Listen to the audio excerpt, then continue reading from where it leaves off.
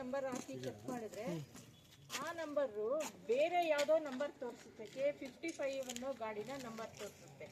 ಹಾಗಾಗಿ ನಾವು ಇದನ್ನು ಹಿಡಿದು ಪರಿಶೀಲನೆ ಮಾಡ್ತಾ ಇದ್ದೀವಿ. ಇನ್ನೂ ಯಾರು ಓನರ್ಗಳು ಬಂದಿಲ್ಲ. ಇದರದ್ದು ಡ್ರೈವರ್ಗಳು ಯಾವುದು ರೆಕಾರ್ಡ್ಸ್ ಏನು ಕೊಟ್ಟಿಲ್ಲ, ತೋರಿಸಿಲ್ಲ. ಗಾಡಿ ಬಿಟ್ಟರು ಓಡೋದ್ರು, ಸೈನ್ ಕೂಡ ಮಾಡಿಲ್ಲ. Rejected to sign in the check report. So ನಾವು ಅದನ್ನು ಇವಾಗ ಓನರ್ಗೆ ನೋಟಿಸ್ ಕೊಡ್ತೀವಿ. ಓನರ್ ಬಂದು ಅವರು ಏನು ಅವರು ಒಂದು ಎಕ್ಸ್ಪ್ಲನೇಷನ್ ವಿವರಣೆಗಳನ್ನು ಕೊಡ್ತಾರೆ ಈ ಬಸ್ ಬಗ್ಗೆ. ಅದ್ರ ಮೇಲೆ ಇಂಥದ್ದು ಇನ್ನೂ ಏನೇನಾದರೂ ಇರಬಹುದು ಅನ್ನೋದೊಂದು ನಮಗೆ ಅನುಮಾನ ಇದೆ. ಸೊ ಅದನ್ನು ನಾವು ವಾಚ್ ಮಾಡ್ತಾ ಇದ್ದೀವಿ. ಎಲ್ಲ ನಾವು ಪ್ರತಿದಿನ ಚೆಕಿಂಗ್ ಕಾರ್ಯಗಳಲ್ಲಿ ಇದನ್ನು ಗಮನಿಸ್ತೀವಿ. ಸೊ ಗಮನಿಸ್ತಾ ಇರ್ತೀವಿ. ಎಲ್ಲಿ ನಮ್ಮ ಕಣ್ಣು ಬಿದ್ರೂ ಅಂಥ ಒಂದು ಬಸ್ಗಳನ್ನು ಸೀಸ್ ಮಾಡಿ ನಾವು ಅದನ್ನು ಆ ಓನರ್ ಮೇಲೆ ನಾವು ಕ್ರಮ ತಗೊಳ್ತೀವಿ. ಮತ್ತು ಮುನಿಕೃಷ್ಣ ಅಂತ ಇಬ್ಬರು ಬಂದಿದ್ದಾರೆ. ಮತ್ತು ಆಲ್ರೆಡಿ ಶ್ರೀನಿವಾಸ್ ಅಂತ ಇದ್ದರು RTO.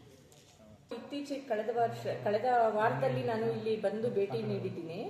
ಆ ಸಮಯದಲ್ಲಿ ನಮಗೆ ಈ ಸಿಟಿ ಚೆಕಿಂಗ್ ಮಾಡಿ ಅಂತ ನಾನು ಒಂದು ಡೈರೆಕ್ಷನ್ಗಳನ್ನು ಕೊಟ್ಟಿದ್ದೀನಿ. ಆ ಸಮಯದಲ್ಲಿ ಇಲ್ಲಿ ನಾವು ತೆಗೆದು ಹಳೆ ರೆಕಾರ್ಡ್ ಸ್ಟೇಟ್ಮೆಂಟ್ ಎಲ್ಲ ಚೆಕ್ ಮಾಡಿದಾಗ ಒಂದು ಕೇಸ್ಗಳ ಪ್ರಮಾಣ ಕಡಿಮೆ ಇತ್ತು.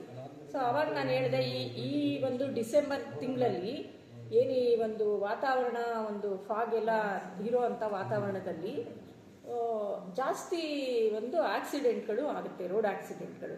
ಎಸ್ಪೆಷಲಿ ಯುವಕರು, ಯುವತಿಯರು, ಹೆಣ್ಮಕ್ಳು ಯಾರೇ ಇರ್ಬೋದು, ಸ್ಟೂಡೆಂಟ್ಸು, ಎಲ್ರಿಗೂ ಒಂದು 2 ವೀಲರ್ಗಳಲ್ಲಿ ಒಂದು ಓಡಾಡೋ ಅಂಥ ಸಂದರ್ಭಗಳು ಬಂದಿರುತ್ತೆ.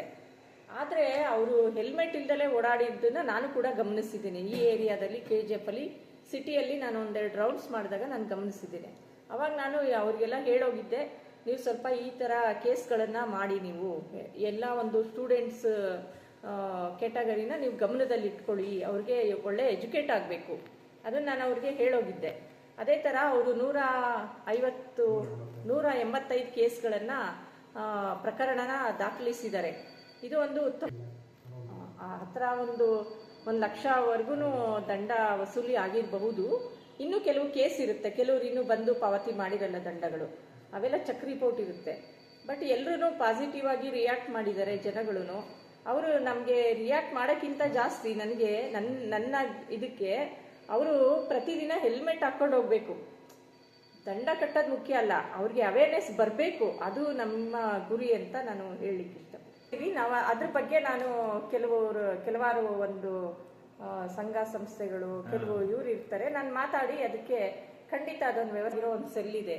ಸೊ ನಾವು ಅವ್ರ ಜೊತೆ ಮಾತಾಡಿ, ನಮ್ಮ ಮೇಲಧಿಕಾರಿಗಳ ಜೊತೆ ಮಾತಾಡಿ, ನಮ್ಮ ಕಡೆಯಿಂದ ಏನೇನು ಸಾಧ್ಯತೆಗಳಿದೆ ಅದ್ರ ಬಗ್ಗೆ ನಾವು ಗಮನ ತಗೊಂಡು ನಾವು ಮಾಡ್ತೀವಿ. ಅದೇ ಕೆಲಸ ಹೆಲ್ಮೆಟ್ಗಳು ಕೊಡೋ ಅಂಥದ್ದು ಒಂದು ನಾವೊಂದು ಕೆಲಸನ ಕಾರ್ಯಕ್ರಮ ಮಾಡ್ಕೊಳ್ತೀವಿ, ಪ್ಲ್ಯಾನ್ ಮಾಡ್ತೀವಿ.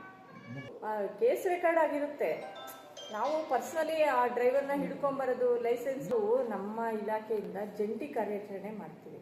ಅಂದರೆ ನಮ್ಮ ಟ್ರಾಫಿಕ್ ಪೊಲೀಸ್ ಇಲ್ಲಿ KGF ಅಲ್ಲಿ ಟ್ರಾಫಿಕ್ ಪೊಲೀಸ್ ಅವ್ರ ಜೊತೆ ಸೇರಿ, ನಮ್ಮ ಇನ್ಸ್ಪೆಕ್ಟರ್ಸ್ ಕೂಡ ಸೇರಿ, ಇನ್ಕ್ಲೂಡಿಂಗ್ RTO, ಒಂದು ಟೀಮ್ ವರ್ಕ್ ಮಾಡ್ತೀವಿ. ಅದೊಂದು ನಾನು ಒಂದು ಯೋಜನೆ ಇವ್ರಿಗೆ ಕೊಡ್ತೀನಿ ಈಗ. ಸೊ ನಾನು SP ಅವ್ರ ಜೊತೆ ಕೂಡ ನಾನು ಮಾತಾಡಿ ಹೋಗ್ತೀನಿ ಇವತ್ತು. ಅಂದರೆ ಅವ್ರಿಗೆ ನಾನು ಕಮ್ಯುನಿಕೇಟ್ ಮಾಡ್ತೀನಿ, ಫೋನ್ ಆದರೂ ಅವ್ರು ಸಿಕ್ಕಿದ್ರು ಹೆಂಗಾದ್ರು ಸರ್. ಸೊ ಅದು ಮಾಡಿ ಒಂದು ಸಪ್ರೇಟ್ ಚೆಕಿಂಗ್ ಮಾಡೋಣ. ಅದರಲ್ಲಿ ಸ್ಟೂಡೆಂಟ್ಸನ್ನ ನಾವು ಟಾರ್ಗೆಟ್ ಮಾಡ್ಕೊಳ್ಳೋಣ. ಮತ್ತು ಅವರು ಬರೀ ಹೆಲ್ಮೆಟ್ ಒಂದೇ ಅಲ್ಲ, ಲೈಸೆನ್ಸ್ ಕೂಡ ಇರಬೇಕು.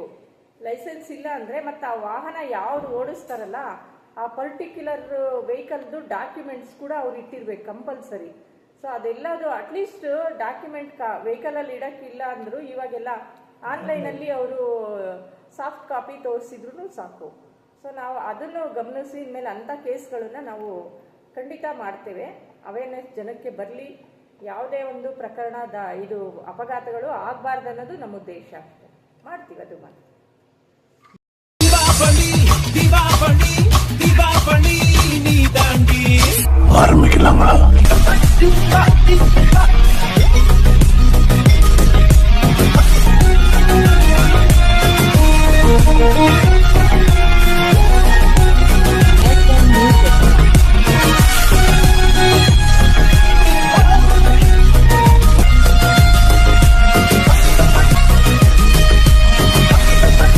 தரம் என்றும் நிரந்தரம், தரம் என்றும் நிரந்தரம், தரம் என்றும் நிரந்தரம். வாங்க.